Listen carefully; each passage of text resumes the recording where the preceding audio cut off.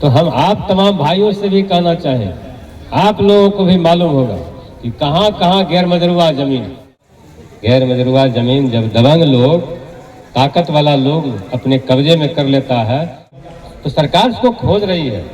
निश्चित रूप से उसके हलक से वो जमीन निकाला जाएगा। पूरे मंच पर उपस्थित यहाँ के पूर्व के जिला पार्षद आदरणीय राम स्वागत जी, हम लोग के बीच उपस्थित है थाना प्रभारी भगवानपुर इंस्पेक्टर साहब, हमारे मंच पर उपस्थित सभी नेतागण, आप बहनों भाइयों, बीजेपी के मंडल के अध्यक्ष पंकज जी यहाँ उपस्थित हैं। आप तमाम भाइयों से ही आग्रह करना चाहेंगे, ये खेल जो आप लोग देख रहे हैं, ये खेल हम सब लोगों के बीच प्रेम, सद्भाव, भाईचारा को बनाता है और हर घर के बच्चे इसमें आके खेल को अंजाम देते हैं। और इस देश के प्रधानमंत्री आदरणीय श्री नरेंद्र मोदी जी के नेतृत्व में खेलो इंडिया का गठन है और खेलो इंडिया में उन्होंने आह्वान किया कि मेडल लाओ, नौकरी पाओ। बड़े पैमाने पर पूरे देश के अंदर खेलने वालों में, खेल प्रेमियों में, खिलाड़ियों में काफ़ी उत्साह का वातावरण है और आज देश में हजारों लोग खेल के माध्यम से नौकरी में जा रहे हैं। बहुत लोग गए और उसी तरह से बिहार सरकार के माननीय मुख्यमंत्री आदरणीय श्री नीतीश कुमार जी के नेतृत्व में भी उन्होंने भी इस नारे को चरितार्थ किया, मेडल लाओ, नौकरी पाओ। सैकड़ों लोग खेल से नौकरी में गए।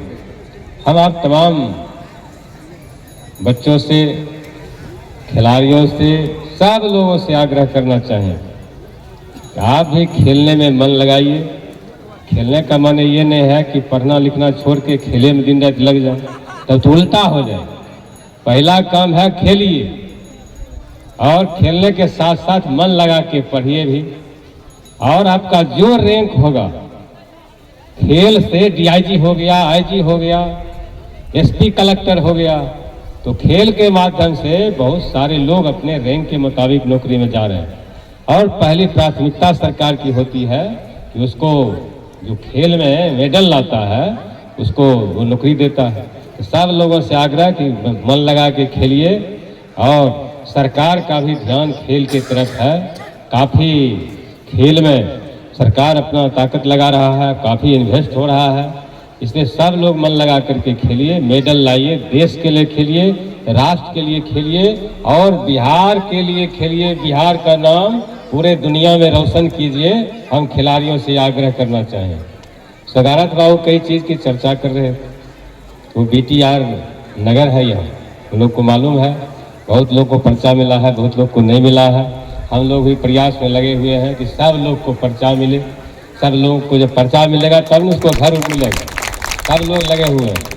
इसलिए SDO साहब से रात ही बातचीत हो रही थी कि पूरा शिनाख्त किया जाए जिसके मोहल्ला में जो जहाँ तहाँ बसा हुआ है, अगर उसको पर्चा नहीं मिला है पर्चा दीजिए। और ये जो अभी SDO साहब यहाँ आने वाले हैं, SDO साहब को हमने कहा अभी तक पूरे विधानसभा क्षेत्र में हजारों लोगों को पर्चा दिया गया। बहुत सारे लोग 35-35 साल से उस पर बसे हुए थे और काफ़ी बेचारा परेशान था, लेकिन बहुत सारे लोगों को पर्चा मिला है। आज भी बहुत सारे लोग बचे हुए हैं। हम लोग परसों रात में गए हुए थे ये मुख्तियारपुर पंचायत, बहुत सारा गैर मजरूआ जमीन वहाँ आया है। तो हम आप तमाम भाइयों से भी कहना चाहें, आप लोगों को भी मालूम होगा कि कहाँ कहाँ गैर मजरूआ जमीन, ये जान लीजिए, ये गैर मजरूआ जमीन जिस पर गरीब गुरबा का हक होता है, जिसका सबसे पहला अधिकार वो गरीब का होता है, निसहाय का होता है, जिसको बसने के लिए जमीन नहीं है, घर नहीं है, उसका अधिकार होता है। लेकिन बड़ा दुर्भाग्य है कि बड़ा चालाक लोग सब गैर मजरूआ जमीन को जोते हुए, बड़ा होशियार लोग सब जमीन को जोते हुए आप लोगों से भी आग्रह करना चाहेंगे, देखिए कहाँ है वो गैर मजरूआ जमीन। और गैर मजरूआ जमीन जब दबंग लोग, ताकत वाला लोग अपने कब्जे में कर लेता है तो गरीब के तरफ से बोलने वाला कोई नहीं होता। होशियारका लोग तो कब्जा करिए लिया, गरीब तरफ से बोलेगा कौन। और हम एक बार पंचायत समिति की बैठक में भगवानपुर के सीओ से कहे थे कि बताइए कहाँ कहाँ गैर मजरूआ जमीन है, आप ऊपर कीजिए, उनको लिस्ट बताइए। तो उसको पूछे थे कितना दिन में दीजिएगा लिस्ट बना के, कहा हुजूर 1 सप्ताह। हम कहे 1 सप्ताह नहीं, हमको तुमको 1 महीना का समय देते हैं, लेकिन हमको पूरा लिस्ट उठा के लाओ कहाँ कहाँ गैर मजरूआ जमीन। बड़ा अजीब स्थिति हुआ। वो गैर मजरूआ जमीन जो चालाक लोग कब्जा किए हुए था, तुरंत उसमें इंडा पोखर खानना शुरू कर दिया। खान करके कहा क्या करोगे रे, इसमें मछली पालन होगा। तो मछली पालन में भी हमारा विभाग है, उसमें भी हम लोग मदद करते हैं कि मछली पालन हो इसमें। तो बड़ा अच्छा तरीका से वो खड्डा उद्धा खाना शुरू कर दिया। तो हम आप तमाम भाइयों से कहना चाहेंगे कि ये जो गरीब गुरबा लोग हैं जिसके पास ज़मीन नहीं है, तो उसके लिए आप लोग भी एग्रेसिव होइए। आप लोग भी कहिए कि यहाँ ज़मीन है गैर मजरूआ, ये ज़मीन गरीब के हिस्से में जाना चाहिए, चालाक और होशियार लोग के हिस्से में नहीं जाना चाहिए।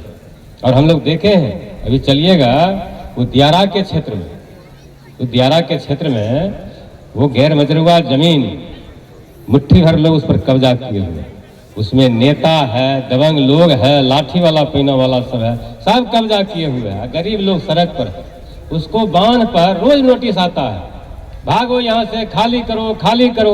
और होशियारका सब गैर मजरूआ जमीन पर जिस पर सरकार बसाता उसके कब्जा में, तो सरकार उसको खोज रही है। निश्चित रूप से उसके हलक से वो जमीन निकाला जाएगा। पूरे सरकार मुस्तैद है, जमीन निकाला जा रहा है। ये मुख्तियारपुर पंचायत और उधर के ये गोविंदपुर एक पंचायत में निकाला गया है, जमीन निकाल करके वहाँ गरीब लोग को बसाया गया है। उसी तरह से यहाँ भी आप बताइए कहाँ गैर मजरूआ जमीन है।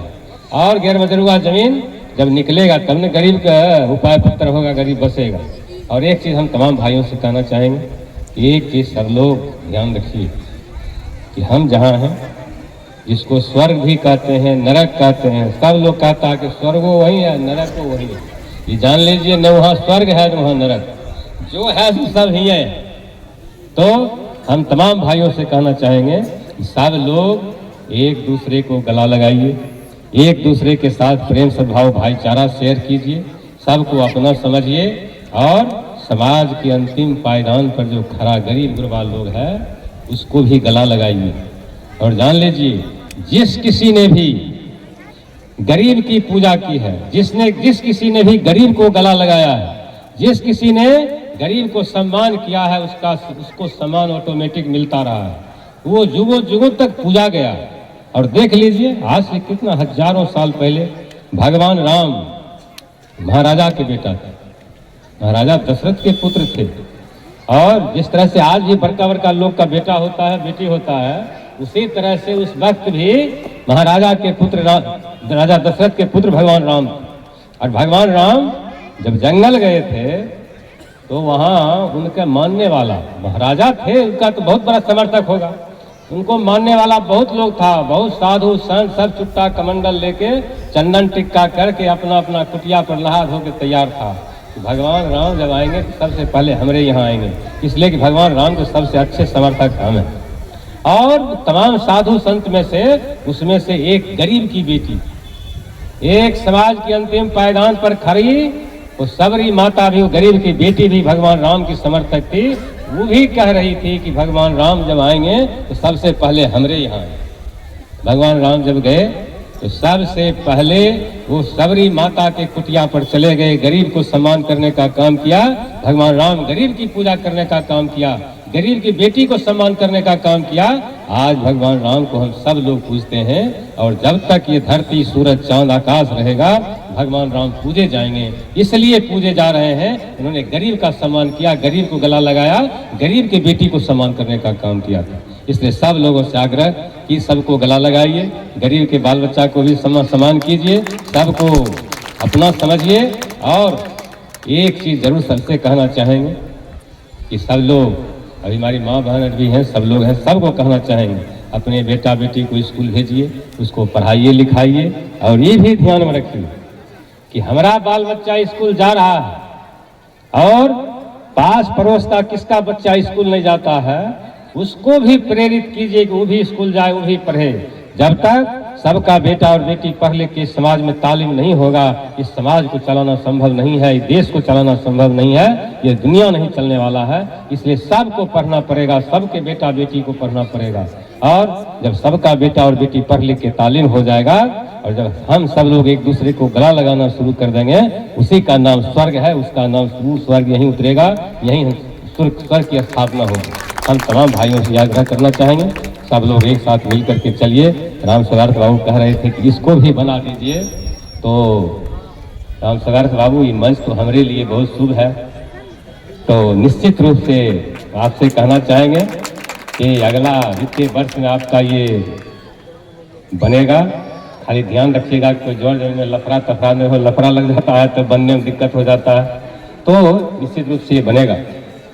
और ये बीटीआर नगर जो है इस पर भी हमारी नज़र है। तो आज फिर आपने याद दिलाया है, हम फिर एसडीओ साहब से आज हमारे सामने फिर बातचीत होगी एसडीओ साहब से, फिर उससे कहेंगे जरा इसको देखिए और सीओ साहब को देखें कि ज़मीन में कोई दंजल पंजल तो नहीं है। बहुत लोग को मिला है, बहुत लोग को क्यों नहीं मिला, तो उसको निश्चित रूप से पर्चा मिलेगा। अभी सीओ हमको बोले थे एसडीओ साहब इधर भी आने वाले हैं, कुछ कम्बल उम्बल बांटने वाले हैं, तो जो एसडीओ साहब बांटेंगे। और हम तमाम भाइयों से पुनः इस आशा और विश्वास के साथ सब लोग एक दूसरे को गला लगा के चलना, एक दूसरे के साथ प्रेम सद्भाव भाईचारा को स्थापित करना, सब लोग मिल के चलिए, सब लोग एकताबद्ध होकर चलिए। गरीब गुरबा पर भी सहानुभूति रखिए और जरूर कोशिश कीजिए एक सरकारी जमीन, गैर मजरूआ जमीन कहाँ कहाँ है, चाहे वो कितना दबंग व्यक्ति क्यों नहीं हो। निश्चित की कभी कभी होता है, बिगाड़ के डर से लोग ईमान की बात नहीं कहता, देखता है फलना बाबू कब कब्जा कहने सचिन 5 बीघा हमें बोलब तो हो गलम गली करता, कुछ बात हो बैठ जाए, डर से नहीं बोलता। लेकिन जान लीजिए ईमानदारी की बात निष्ठा पूर्वक बोलना चाहिए, रखना चाहिए। सरकार ने अधिकार दिया है कि गरीब गुरबा का अधिकार गैर मजरूआ आम जमीन पर होगा, तो आपकी भी जिम्मेदारी बनती है इसको और मजबूत करें। और इस देश के अंदर बाबा साहब भीमराव अम्बेडकर के नेतृत्व में जो संविधान बना, जो कानून बना, हम सब लोग उसका पालन करते हैं। बाबा साहब को सब लोग श्रद्धांजलि देते हुए हम उनका आदर करते हैं। उन्होंने इस देश के संविधान को इस तरह से बनाया जिसमें सबका हिस्सा मिला, सबको हक मिला है, सब उसमें जी रहे हैं, सब लोग संविधान को मानते हैं। इसलिए सब लोग ईमानदारी पूर्वक बोलिए और उस सरकार की जमीन पर नजर रखिए, जहाँ कहीं भी हो गरीब उसी पर न बसेगा, कहाँ जाएगा। इसलिए सब लोगों से पुनः इस आशा और विश्वास के साथ सब लोग आगे बढ़े। नए साल के अवसर पर आप तमाम लोगों को बहुत बहुत शुभकामना। माता भगवती से हम प्रार्थना करेंगे कि आप सब लोग सुखी रहिए, संपन्न रहिए, आपका परिवार काफी फूले पले और इस नए साल के अवसर पर आपका तरक्की हो। जय हिंद, जय भारत।